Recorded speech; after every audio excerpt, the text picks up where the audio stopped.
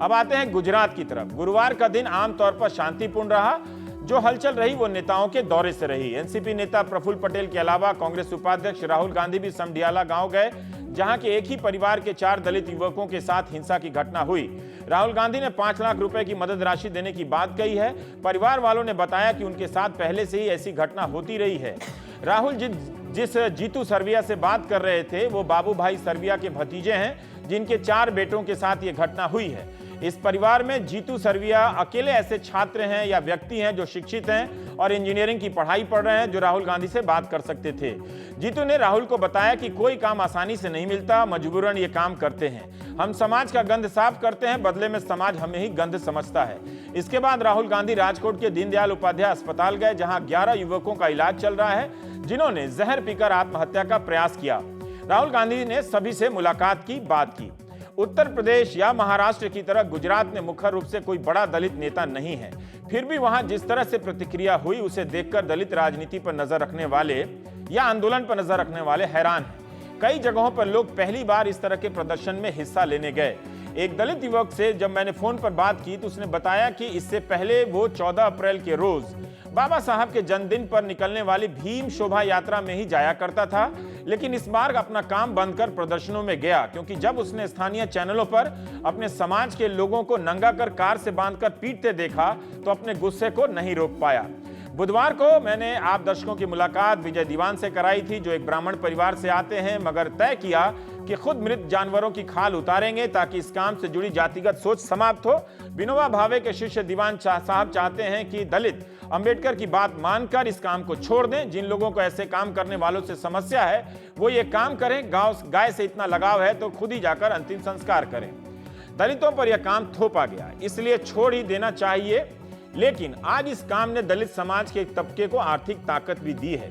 वैसे बदलाव तो उनकी सोच में आना चाहिए जो लाठी से इन लोगों को मारते हैं। क्या अपना काम छोड़ देने से लाठी वाले गुंडों की सोच बदल जाएगी जो खुद को गौ रक्षक कहते हैं? आज आपका परिचय भावनगर के 21 साल के योगेश से कराता हूं। योगेश बचपन से ही मरी हुई गाय को लाने और खाल उतारने का काम करता है। ये देखिए उसकी बुलेट 3 साल तक पैसे बचाकर कैश देकर खरीदी है। शौक था कि एक दिन बुलेट खरीदेंगे। पहले होंडा स्प्लेंडर खरीदी, फिर रॉयल एनफील्ड। योगेश ने जोर देकर कहा कि लोन नहीं लिया बल्कि 1,55,000 कैश दिया है। हम पत्रकारों के तथाकथित समाजशास्त्रीय सवालों को समझने और जवाब देने में योगेश को थोड़ी मुश्किल हुई, क्योंकि वो मूल रूप से गुजराती भाषी है। योगेश ने बताया कि साल भर पहले तक खाल उतारने के काम से रोज 10 से 15,000 कमा लेता था। 10-12 गाय लाता था, इसमें 6 से 7 लोगों की 5,000 तक मजदूरी भी देता था। लेकिन 2 साल से गौ रक्षकों ने परेशान कर दिया है, इसलिए जिनसे गाय लेकर आता है उनका नंबर भी साथ लाता है, क्योंकि जब ये रोकते हैं तो परिवार वालों से बात करानी होती है।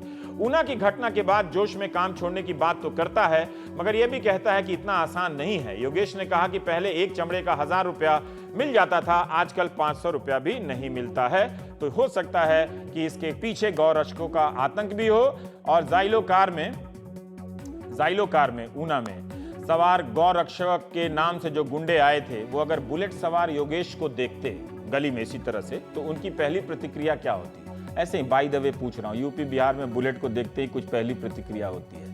मगर समढलिया गांव के जिस परिवार के दलित युवकों को अमानवीय तरीके से पीटा गया, उनकी आर्थिक स्थिति शहर में रहने वाले योगेश की तुलना में बहुत खराब है।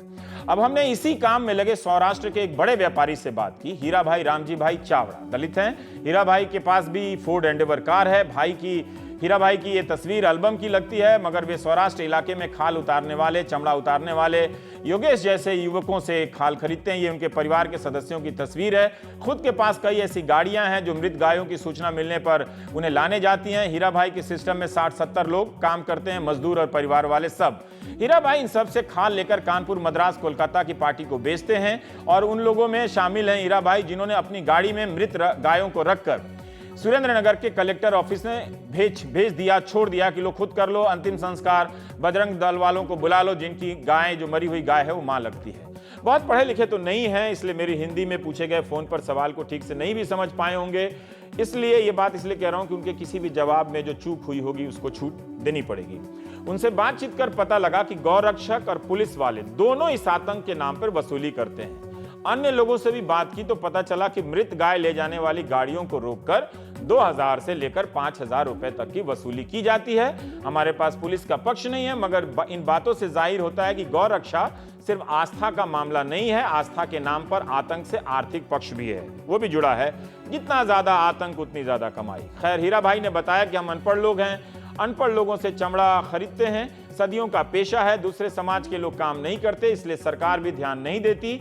सरकार को हमें लाइसेंस देना चाहिए ताकि हम दिखा सके कि हम इसका कारोबार करते हैं। पुलिस वाला हमसे बिल मांगता है, हम नहीं दे पाते हैं। गांव के गरीब लोग बिल कहां से देंगे? कोलकाता मद्रास की पार्टी को माल भेजते हैं, तब तो हम बिल बनाकर भेज देते हैं और उससे हम कई बार, लेकिन फिर भी रास्ते में कुछ भी गलत हो जाने का अंदेशा रहता है। हम सरकार को टैक्स भी देते हैं।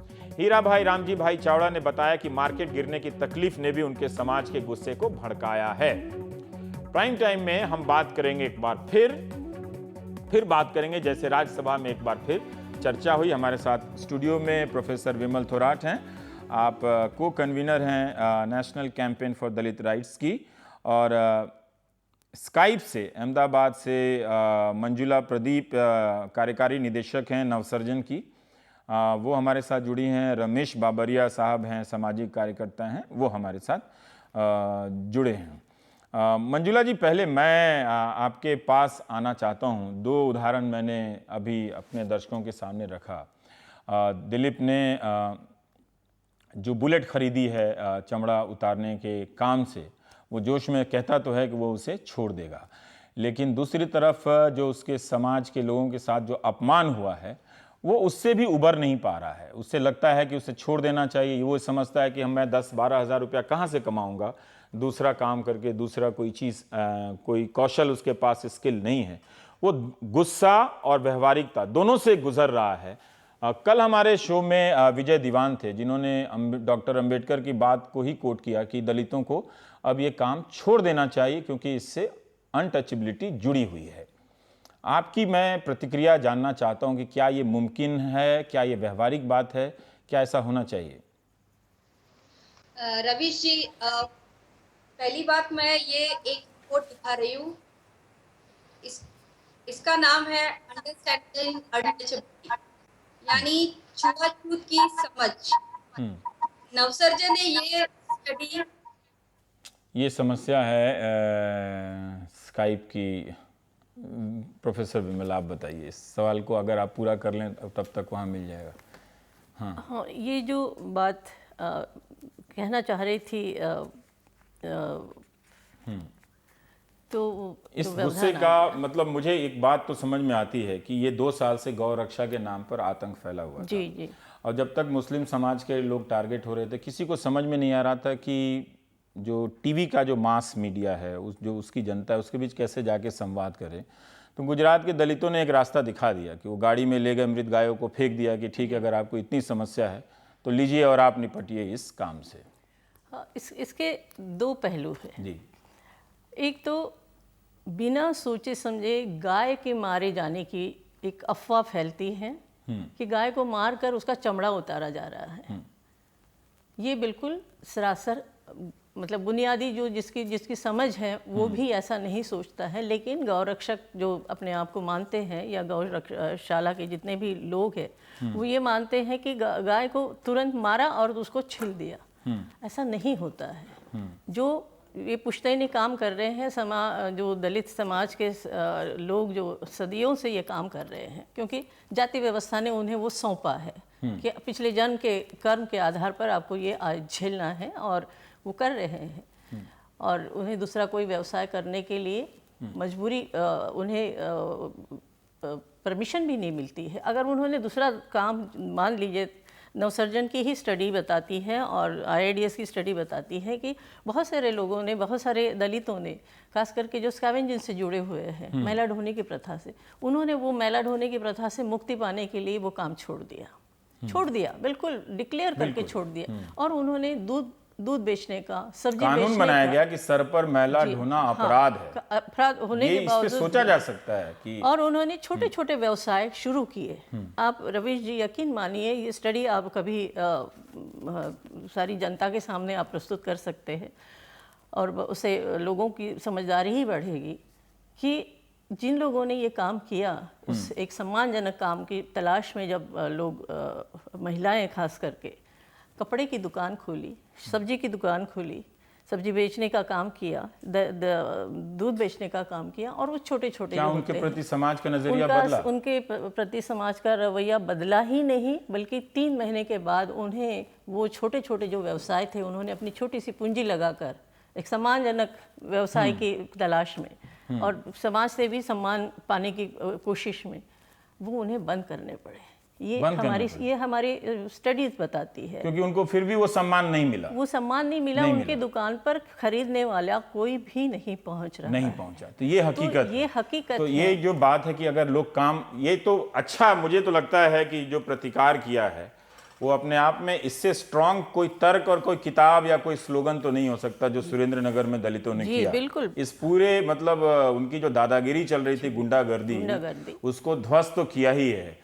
लेकिन आप ये बता रही हैं कि मैला उठाने वाली महिलाओं ने काम छोड़कर जब दूसरे काम को अपनाया, दुकानें खोली, बिजनेस किया, तो लोग उनकी दुकानों से नहीं खरीदने गए, नतीजा उन्हें फिर से नुकसान उठाना पड़ा और वापस लौटना पड़ा, दूसरी जगह पे दूसरे काम करना पड़ा। क्योंकि आप समझते हैं कि गांव में या किसी कस्बे में या छोटे शहर में इंसान की पहचान जाति से होती है, और उसकी वो जाति की जो आइडेंटिटी है वो उसके साथ ऐसी चिपकी रहती है कि चाहे वो कहीं पर भी कुछ भी करने की कोशिश करे, वो उससे नहीं। इसमें एक उदाहरण नजर आता है, ये योगेश के उदाहरण से, कि जो 4 लड़के हैं समढलिया के, वो गांव के हैं, तो गांव में हैं तो बुरी तरीके से पिटे गए। लेकिन योगेश चूंकि शहर में है तो वो फिर भी काम कर ले रहा है अपनी आर्थिक स्थिति, तो वो लोग अगर शहर में भी जाए, जो अंबेडकर ने कहा था कि आपका भविष्य गांव में नहीं है ना, भले ही भारत की आत्मा रहती हो, लेकिन दलितों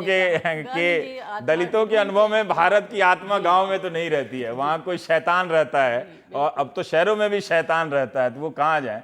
पर रमेश बावरिया जी, हम ये जानना चाहते हैं कि इस घटना के जरिए थोड़ा मैं आपसे समझना चाहता हूँ कि आपके गुजरात में दलित कार्यकर्ता, सामाजिक कार्यकर्ता तो बहुत लोग रहे हैं और सक्रियता रही है, पर इस बार जो ये विद्रोह हुआ, जो विद्रोह नहीं कहना चाहिए, जो प्रदर्शन हुआ बड़े बड़े स्तर पर हर जगह पे, क्या ये सिर्फ इसी काम से जुड़े हुए लोगों का प्रदर्शन था या व्यापक दलित समाज का रिएक्शन था इस घटना के प्रति?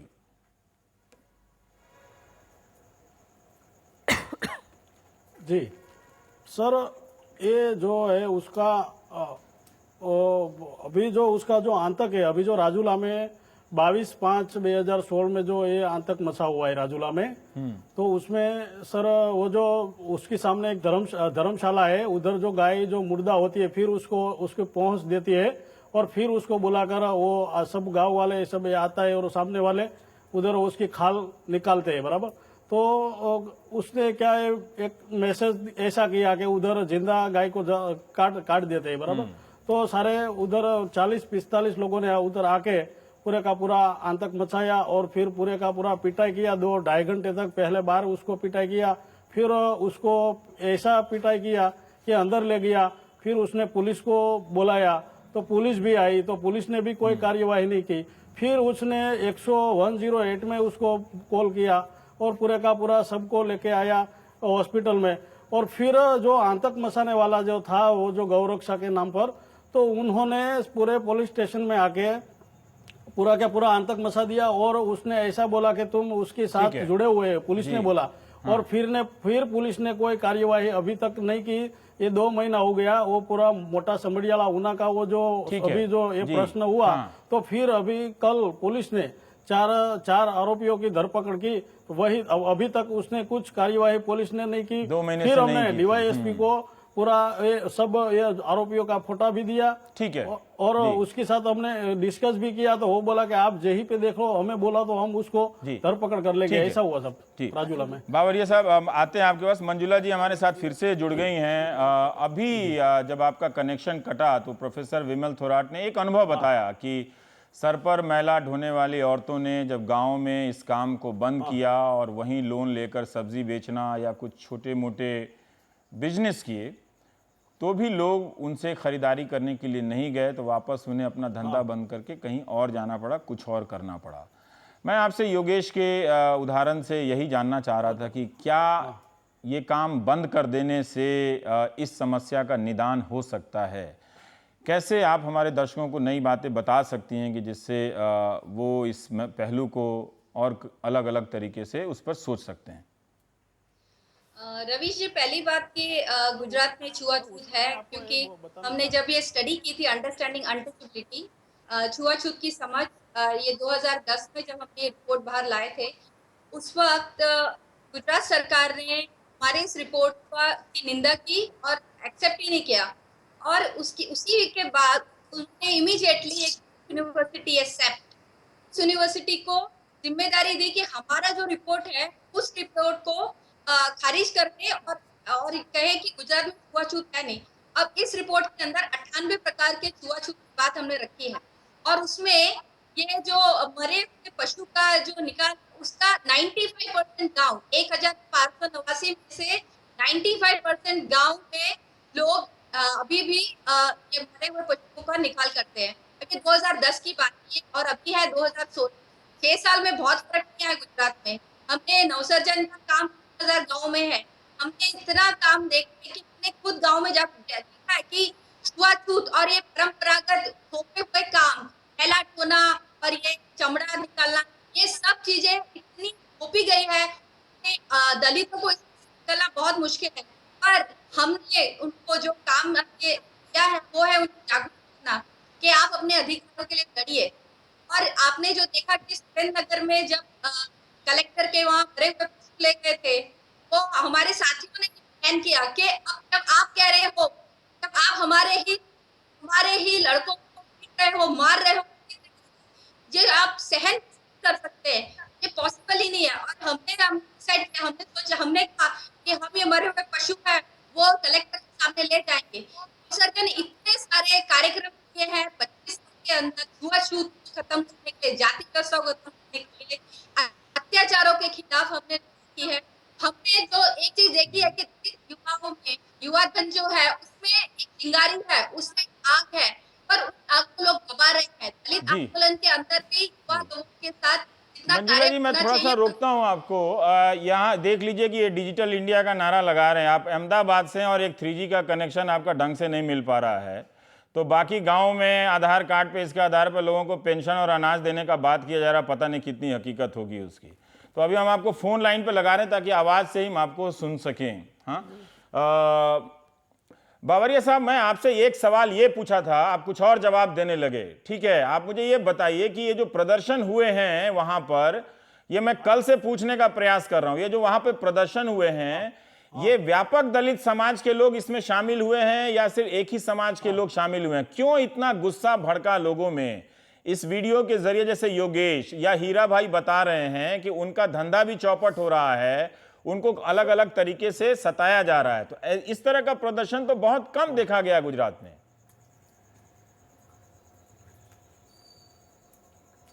सर, लेकिन मैं क्या बोलता हूँ कि वो जो 10 बजे से ये उसको मारना पीटना शुरू किया, पूरे वो 100 नंबर में उसने कई लोगों ने पुलिस को फोन किया, लेकिन पुलिस ने जिन लोगों ने एक दो लोगों ने जो फोन किया उसको पिटाई करके उसकी वाहन में बैठा दिया, फिर उल्टी दिशा में जो ऊना ले जाना पड़ता था उसको गढ़ड़ा ले गया और पूरे का पूरा ऊना शहर में उसको 3 घंटे तक पिटाई अच्छा, मैं आपको रोकूंगा। तब पुलिस ने कुछ भी साहब, लग रहा है कि आप मेरा सवाल ठीक से सुन नहीं पा रहे, मैं आपको अभी रोकता हूं। तो मंजुला जी, मैं आपसे जानना चाह रहा था, आप अपनी बात को थोड़ा सा फिर से पूरी कर दीजिए जरा सा। हाँ जी, नहीं, मैं कह रही हूँ कि हमने जो काम किया कि जो युवा धन है, आप मुझे एक बात बताइएगा मंजुला जी, एक सेकेंड, एक मैं जानना चाहता हूँ। आपने कहा कि 90 प्रकार के छुआछूत हैं वहां के गाँव में, ठीक, तो कुछ उदाहरण देकर बता दीजिए जिससे बाहर के दर्शकों को पता चले कि किस तरह की छुआछूत है और ये है। तो इससे पहले इस तरह का गुस्सा कभी भड़का क्यों नहीं? कभी समाज की तरफ से ऐसी प्रतिक्रिया क्यों नहीं आई? अभी क्यों आई? अब ये जो पूरे छुआछूत के जो प्रकार है उसमें जैसे स्पर्श की बात की है कि हाथ लगा के भी लोग कहते हैं कि हम अस्पृश्य हो गए हैं। ऐसे 38% गांव में मिला के अगर आप एक्सीडेंटली आप छू जाते हो तो लोग एकदम भड़क जाते हैं कि अरे तुमने मुझे छू लिया, तुमने मुझे अस्पृश्य कर दिया। और दूसरा कि लोग अपने शरीर पे पानी छाटते हैं ताकि अपने आप को पवित्र करने के लिए, अगर वो दलित को छू लेते हैं। ऐसे 44% गाँव में हमने देखा। दुकानों के अंदर हमें मिला कि 45% गाँव में लोग अभी भी दलितों के साथ छुआछूत करते हैं। पंचायत की मीटिंग में दलित जो सदस्य हैं जब वो जाते हैं तो 43% गाँव में देखा गया कि वहां पर वो उनके साथ छुआछूत रखा जाता है। जो मिड डे मील है यानी मध्याह्न भोजन में, वहाँ 53% गाँव में हमें पता चला कि दलित बच्चे हैं उनको अलग बिठाया जाता है या उनकी जो प्लेटें हैं वो अलग रखी जाती है, उनके प्लेटों को मार्क किया जाता है ताकि पता चले कि दलित बच्चों के खाने की प्लेटें हैं। उसी तरह से आप देखेंगे कि जो ये क्या कहते हैं सफाई काम यानी मैला ढोने की प्रथा गुजरात सरकार कहती है ही नहीं। गुजरात में 1995 से नवसर्जन पीछे पड़ी है सरकार के कि आप स्वीकार करो। हमने हाई कोर्ट में भी पिटीशन फाइल की, पीएल की, तो गुजरात सरकार के प्लीडर हमें कहते हैं कि आप ये मंजुला जी मैं एक सेकंड जरा सा एक लाइन इसमें हमने आपने अभी छोड़ दीजिए। अभी आप थोड़ा सा अभी जो हो रहा है उसके बारे में लोगों से बताइए जरा सा। मतलब ये इसका ये कार्यक्रम ये नहीं है कि अभी सारा लोग देख के गुजरात सरकार क्या करे हम उसमें जानने में दिलचस्पी नहीं रखते हैं। हम ये जानना चाहते हैं कि अभी जो समाज के स्तर पे जो प्रतिक्रिया हो रही है वो थोड़ा सा बताइए। अब कोर्ट में गई, कब गई, अब इसमें सारा समय चला जाता है। आपने ठीक बता दिया कि किस तरह की चीजें हो रही हैं, पर मैं जो ये जानना चाह रहा हूं कि इतना सब कुछ लोगों ने बर्दाश्त क्यों किया? नहीं कर रहे बर्दाश्त, ये बर्दाश्त नहीं कर रहे, इसीलिए तो एट्रोसिटीज हो रही है। आप समझिए मेरी बात, ये जो पूरी घटना घटी ऊना में, वो आदमी बर्दाश्त नहीं कर रहा था, इसीलिए घटना हुई है। जब दलित आवाज उठाते हैं तभी अत्याचार उन पे बढ़ता है, और गुजरात के दलित अपने आवाज उठा रहे हैं, ये हम देख रहे हैं। और अभी नहीं, काफी सालों से दलित आवाज उठा रहे हैं। और जो गुजरात में ये जो दलित उत्पीड़न है, वो उत्पीड़न बाहर आ रहा है। अब ये दलितों का रोष बाहर आ रहा है कि अब हम चुप नहीं रहेंगे। और कितने सारे केसेस हैं जो दर्ज हो रहे हैं एट्रोसिटी के, पर वो कोर्ट तक नहीं जा रहे हैं, वो कोर्ट में ही पेंडिंग है, अभी तक ट्रायल नहीं शुरू हुआ है। तो ये सारी चीजों को भी समझने की जरूरत है। ये गुजरात में आप कोई भी आदमी को पूछोगे सबसे पहले वो आपका नाम पूछेगा और उसको जानना है आप कौन सी जाति जी हो। ठीक है, ये तो हमारे बिहार कॉमन है गुजरात में। जी